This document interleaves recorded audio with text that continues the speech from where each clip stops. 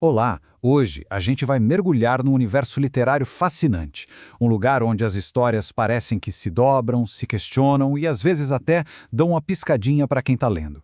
Pensa comigo o que acontece quando um livro parece que sabe que ele é um livro. Sabe quando a história dá aquela cutucada mostrando que tem consciência de ser só uma história? É uma ideia que, olha, vira tudo de cabeça para baixo. E para a gente conseguir explorar esse território tão intrigante, a gente precisa de um guia, um verdadeiro mestre na arte de construir esses labirintos de palavras. E esse nosso guia é o escritor espanhol Enrique Vila-Matas. Ele é um cara conhecido exatamente por isso, por criar obras onde a própria literatura é a personagem principal, é o cenário, é o centro de tudo. Essa frase aqui captura a essência do trabalho dele perfeitamente. A ideia de que, talvez, a aventura mais interessante não seja o que acontece com os heróis, mas o próprio ato de criar, de contar aquela história.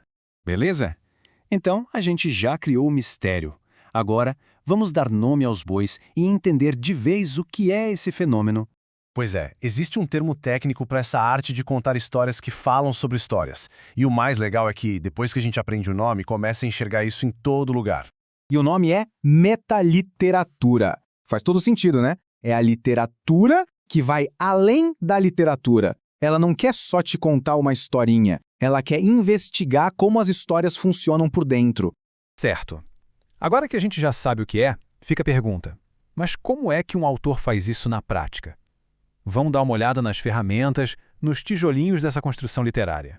Olha só que curioso, é quase uma receita. Geralmente, tudo começa com um personagem que vive e respira livros. Depois, o conflito principal, a grande jornada, muitas vezes tem a ver com um manuscrito perdido ou a dificuldade de escrever. E para fechar, o cenário não é só uma cidade ou um país, é um universo inteiro de referências a outros livros. E aqui fica claríssima a diferença. A ficção tradicional quer que a gente esqueça que está lendo. A metaliteratura faz exatamente o contrário. Ela fica o tempo todo lembrando: ei, isso aqui é uma construção, uma obra de arte. Ela não esconde os andaimes da obra. Ela transforma os andaimes em parte da beleza do prédio. Tá, mas e daí? Por que os autores fariam isso? Será que é só um truque? Que nada.